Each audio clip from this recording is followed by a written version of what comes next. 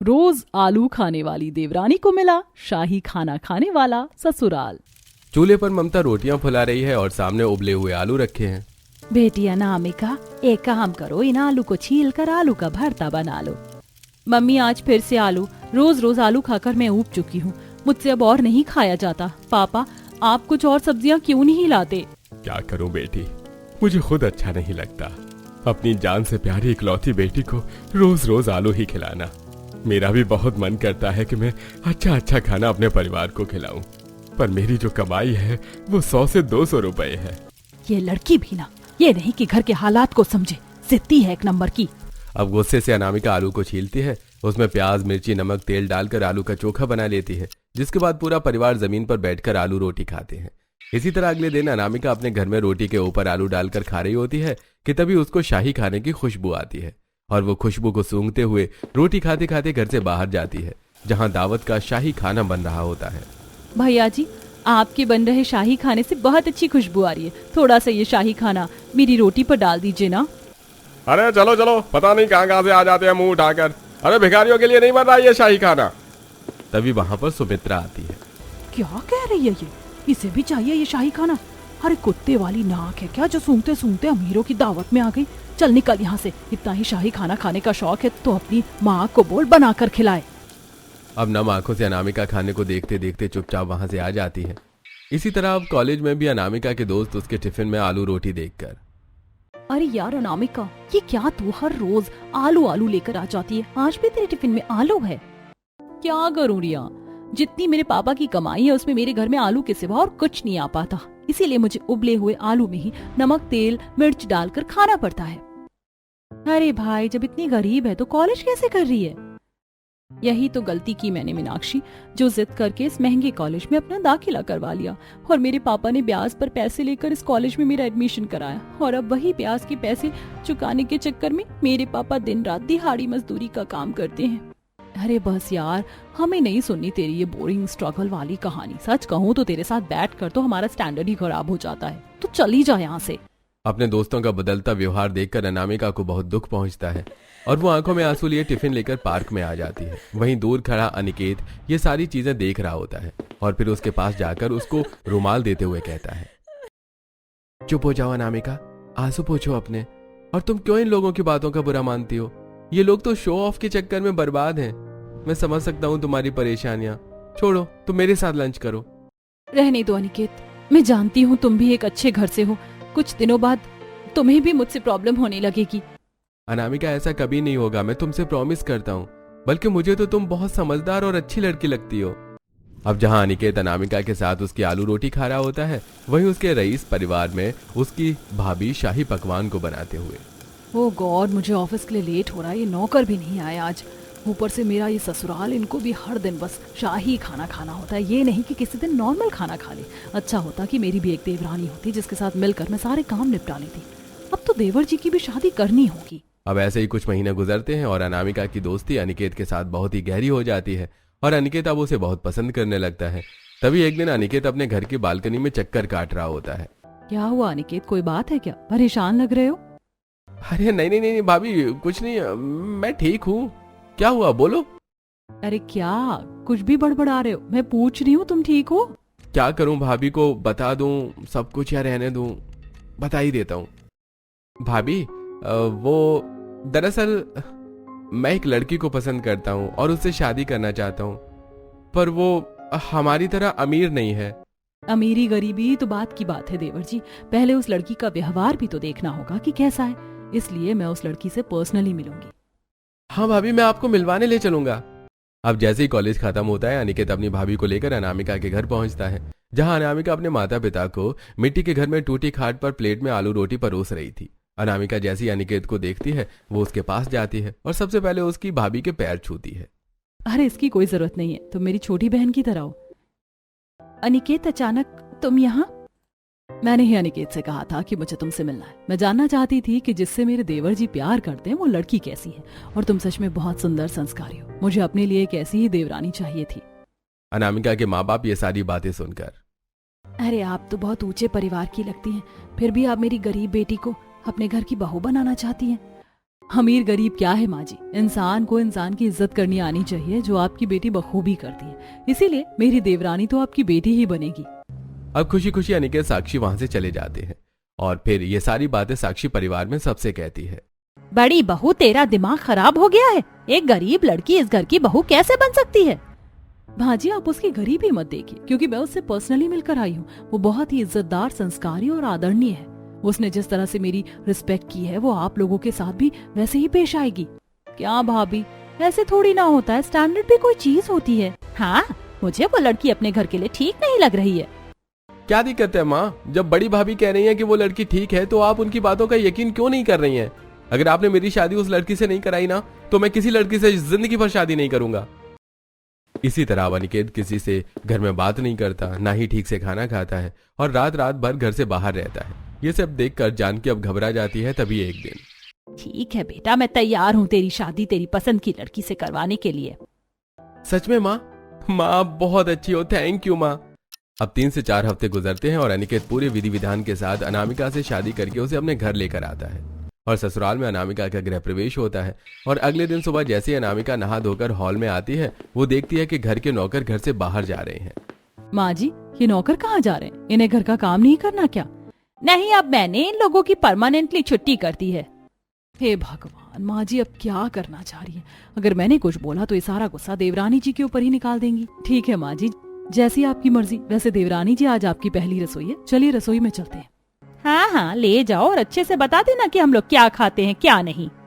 अब साक्षी अपनी देवरानी को लेकर रसोई में आती है, जहाँ रसोई काफी आलीशान और ऑटोमेटिक होती है। कई मशीनें रखी हुई होती हैं वहाँ पर। अरे बाप रे, इतनी महंगी महंगी मशीनें, इलेक्ट्रॉनिक चूल्हा, माइक्रोवेव, डिश वॉशर, रोटी मेकर, इतना सब कुछ है यहाँ। पर मुझे तो इसमें से कुछ भी इस्तेमाल करना नहीं आता। ऐसे मैं अपनी पहली रसोई का खाना कैसे बनाऊंगी? जेठानी जी, टेंशन मत लो देवरानी जी, मैं हूं ना, मैं आपको सब बता दूंगी। और खाने में आपको सब कुछ शाही ही बनाना है, जैसे मटर पनीर, शाही पुलाव, शाही चाप, शाही बिरयानी और शाही घी में मूंग दाल का हलवा विद ड्राई फ्रूट्स। ठीक है जेठानी जी, आप मुझे समझा दीजिए, मैं सब बना लूंगी। अब साक्षी अपनी देवरानी को ऑटोमेटिक चूल्हा, माइक्रोवेव इस्तेमाल करना सिखाती है, जिसके बाद अनामिका अकेले ही रसोई में पनीर काटकर शाही पनीर, चिकन धोकर शाही बिरयानी, शाही चाप, शाही पुलाव, पूड़ियां बनाकर तैयार करती है और लाकर डाइनिंग टेबल पर परोसती है। खाने से बहुत अच्छी खुशबू आ रही होती है। अरे वाह, खाने से तो बहुत अच्छी खुशबू आ रही है। और देवरानी जी, आप खड़ी क्यों हैं? आइए यहाँ मेरे साथ बैठिए और खाना खाइए। अब अनामिका जैसे ही पहली बार शाही खाना अपने मुंह में लेती है, वो खुशी से कहती है, ये खाना तो बहुत स्वादिष्ट और लजीज है। आज पहली बार शाही खाना खाकर कितना सुकून मिल रहा है। मेरा तो सपना था शाही खाना खाने का। हाँ हाँ, अपने अमीरों वाले सपने पूरे करने के लिए ही तो तूने मेरे बेटे को फंसाया था। अब खा जी भर के शाही खाना। हाँ सही कहा माँ, मुझे तो लगा था इस गरीब लड़की से ये शाही खाना नहीं बनेगा और ना ही ये शाही खाना खा पाएगी। अरे आप लोग ऐसा क्यों कह रहे हैं अनामिका को? माँ जी, शिखा, आप लोगों को ऐसे बात नहीं करनी चाहिए देवरानी जी से। आपको तो ये सोचना चाहिए कि जिस इंसान ने आज तक कभी शाही खाना नहीं खाया, उसने इतनी मेहनत करके आप लोगों के लिए शाही खाना बनाया ताकि आप लोगों को अच्छा लगे। अब सबको खाना खिलाकर अनामिका झूठे बर्तनों को धोने लगती है। इसी तरह अगले दिन अनामिका नहा धोकर रसोई में आती है कि तभी रसोई में पैंट, कोट और हाथों में बैग लेकर उसकी जेठानी वहां आती है। चलिए देवरानी जी, मैं ऑफिस जा रही हूँ। ऑफिस? हाँ देवरानी जी, मैं जॉब करती हूँ। हस्बैंड के एक्सपायर होने के बाद उनकी कंपनी मैं ही चला रही हूँ और मैं कल ऑफ पर थी क्योंकि कल तुम्हारी पहली रसोई थी ना। तुम सब समझ तो गई ना रसोई कैसे संभालनी है। सॉरी जेठानी जी, मैंने कभी इस बारे में अनिकेत से पूछा नहीं और आज अचानक पता चला, सॉरी। अरे कोई बात नहीं, तुम अभी बच्ची हो, तुम इतना मत सोचो। चलो मैं चलती हूँ। साक्षी के जाने के बाद अनामिका रसोई में कई तरह का शाही खाना बनाती है, जैसे शाही मटन कोरमा, शाही दाल मखनी, शाही राजमा पुलाव, पूरी, मीठे में शाही खोए के लड्डू, ये सब बनाकर डाइनिंग टेबल पर परोसती है। सभी लोग खाना खाते हैं। अरे वाह अनामिका, तुमने तो ये शाही खाना बहुत ही स्वादिष्ट बनाया है। आओ तुम भी खाओ मेरे साथ बैठकर। सच में बहू के हाथ का ये शाही खाना खाने में स्वादिष्ट तो लग रहा है, लेकिन मैं इसकी तारीफ नहीं करूंगी क्योंकि मैं तो चाहती हूँ ये लड़की इस घर से जल्द चली जाए। बस भैया, इतनी भी तारीफ मत कीजिए। खाना एवरेज है, नॉट एक्सीलेंट। इतनी प्यार से मैंने सबके लिए शाही खाना बनाया, मुझे तो ये खाना अच्छा लग रहा है। पता नहीं इन्हें क्यों पसंद नहीं आया। अब सबको खाना खिलाने के बाद साक्षी घर में साफ सफाई करने लगती है, फिर जाकर गंदे कपड़ों को धोती है तभी दोपहर में साक्षी की नंद अपने कुछ फ्रेंड्स को अपने घर लेकर आती है। भाभी, मेरी और निधि की कुछ फ्रेंड्स आई हैं कॉलेज से, आप हम सभी के लिए खाने में कुछ शाही बना दीजिए। हे भगवान, कल से अब तक शाही खाना बना बना कर तो मेरी कमर टूट गई है, पर अभी तो जस्ट मैं कपड़े धोकर उठी हूँ। ठीक है, मैं अभी बनाकर लाती हूँ। अब अनामिका रसोई में आती है और फिर से शाही पनीर, शाही मलाई चाप, शाही कोफ्ते, नान, पुलाव, मीठे में बर्फी बनाकर शिखा सारे पकवान निधि के कमरे में लेकर जाती है। अरे वाह, खाने से तो बहुत अच्छी खुशबू आ रही है। नायरा, मैंने तुम्हें क्या कहा था? अरे छोड़ो, मैं क्या कह रही थी। भाभी, हम लोगों के लिए ना आप शाही चिकन बिरयानी बना दीजिए, हमारा नॉनवेज खाने का मन कर रहा है। अच्छा रुकिए, मैं बना कर लाती हूँ। अब अनामिका जाकर रसोई में शाही चिकन बिरयानी बनाने लगती है। वहीं नायरा, अरे यार, तू क्यों हमसे जबरदस्ती अपनी भाभी से और शाही खाना बनवाने को बोल रही थी? इतनी मेहनत से तो उन्होंने ये सब बनाया ही था ना। अरे चुप कर, इतनी दया दिखाने की कोई जरूरत नहीं है इस गरीब लड़की पर। अरे हम चाहते हैं कि वो इस घर में इतनी परेशान हो जाए कि ये घर छोड़कर ही चली जाए। शिखा इतना कहती है कि इतने में अनामिका शाही चिकन बिरयानी बनाकर उनके कमरे में दे जाती है। अब सभी फ्रेंड्स स्वाद लेकर शाही चिकन बिरयानी खाते हैं। अब 2 बार शाही खाना बनाकर, झूठे बर्तनों को धोकर, कपड़े धोकर, सारी साफ सफाई करके अनामिका बहुत ज्यादा थक जाती है और वो थोड़ी देर जाकर लिविंग रूम में बैठ जाती है और उसकी आंखें अब धीरे धीरे बंद होने लगती हैं कि तभी वहां जानकी पड़ोस की सरला, विमला, कमला को लेकर पहुंचती है। आराम क्या फरमा रही है बहू? जा जरा हमारे पड़ोसियों के लिए शाही पकवान बना दे, ये सब शाही खाना खाने के लिए आए हैं यहाँ। अच्छा माँ जी, मैं अभी लेकर आती हूँ। अनामिका रसोई में आती है तो वो देखती है कि कई तरह के सामान अब रसोई में खत्म हैं, जैसे पनीर, खड़े मसाले, सोया चाप आदि। हे भगवान, सामान तो है ही नहीं, अब मुझे मार्केट जाना पड़ेगा। अब अनामिका मार्केट आती है। मार्केट से पनीर, सोया चाप, कुछ खड़े मसाले खरीदती है और फिर घर आकर रसोई में सबके लिए शाही मलाई चाप, शाही मटर पनीर, शाही पुलाव पूड़ी बनाती है और कुछ देर बाद डाइनिंग टेबल पर सभी को सर्व करती है। अब सभी लोग अनामिका के हाथ का बना शाही खाना खाते हैं और सभी को खाना बहुत अच्छा लगता है। शाही खाना खाने के बाद सरला कहती है, जानकी, तेरी बहू ने तो शाही खाना बहुत ही अच्छा बनाया है, ऐसा खाना तो मेरी बहू ने आज तक नहीं बनाया। अब सभी लोग अनामिका के शाही खाने की तारीफ करके वहां से चले जाते हैं। देखते ही देखते रात के 9 बज जाते हैं। अनामिका बर्तनों को रसोई में धो रही होती है कि तभी ऑफिस से उसकी जेठानी आती है। अब तक काम नहीं हुआ घर का, रात के 9 बज गए हैं। वो जेठानी जी, काम तो समय से ही हो जाता है, लेकिन दोपहर में निधि और शिखा की कुछ फ्रेंड्स आ गई थी तो उनके लिए शाही खाना बनाने लगी। फिर वहाँ से फ्री हुई तो माँ जी के साथ पड़ोस की कुछ औरतें आ गई थी और माँ जी ने बोला सबके लिए शाही खाना बनेगा, तो फिर उन्हें शाही खाना बनाकर खिलाने लगी। फिर उनके जाने के बाद साफ सफाई की और अब जूठे बर्तन धो रही हूँ। अरे, निधि और शिखा तो हमेशा अपने दोस्तों से बाहर मिलती हैं। माँ जी भी पड़ोसियों को घर में आने नहीं देती, फिर अचानक से आज इतने सारे लोग कैसे आ गए? जरूर ये माँ जी की ही कोई चाल होगी। कोई बात नहीं, लाओ मैं तुम्हारी मदद करवा देती हूँ। अब साक्षी झूठे बर्तनों को धोती है, रसोई में झाड़ू लगाती है, स्लैब को साफ करती है। चलो देवरानी जी, मैंने रसोई तो पूरी साफ कर दी है, अब आप कुछ बना लीजिए। अब रात में एक बार फिर शाही खाना बनाकर अनामिका सबको खिलाती है। ऐसे कुछ हफ्ते गुजरते हैं और अब धीरे धीरे शाही खाना बना बनाकर अनामिका बहुत परेशान हो जाती है। हे भगवान, ये शाही खाना बस देखने में ही अच्छा लगता है, बनाने में बिल्कुल नहीं। अरे मैं तो खामा ही शाही खाने को इतना पसंद करती थी। असली खाना तो साधारण खाना ही होता है, जो जल्दी बन भी जाता है और थोड़ा आराम भी मिलता है। इतना कहने के बाद फिर से अनामिका सभी घर वालों के लिए रसोई में शाही खाना बनाती है और सबको खिलाती है। वहीं अपनी जेठानी को भी टिफिन पैक करके देती है। थैंक यू देवरानी जी, पर इतना करने की क्या जरूरत थी? मैं बाहर खा लेती, वैसे ही इतना परेशान हो जाती हो तुम, और ऑफिस के चक्कर में तुम्हारी कोई मदद भी नहीं कर पाती मैं।